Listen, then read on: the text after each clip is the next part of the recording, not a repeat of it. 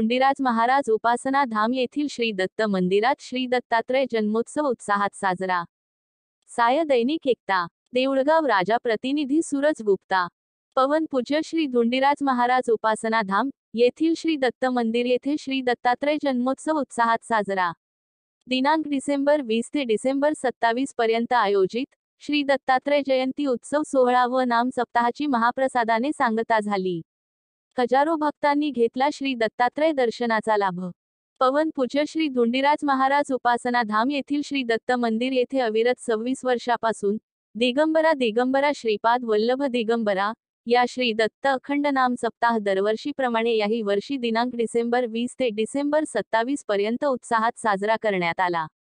श्री दत्त जयंतीच्या दिवशी दत्तप्रभूंना महाअभिषेक होऊन सायंकाळी जन्मोत्सव साजरा करून महाआरती करण्यात आली।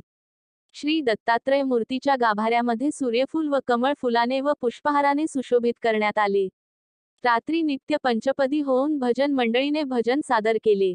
दिनांक डिसेंबर 27 रोजी अखंड नाम सप्ताहाची सांगता करण्यात आली। यानंतर सर्व भक्तांनी महाप्रसादाचा लाभ घेतला।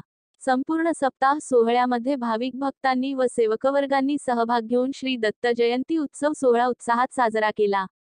दिनांक डिसेंबर 29 रोजी काल्याच्या कीर्तनाने उत्सवाची सांगता होणार आहे।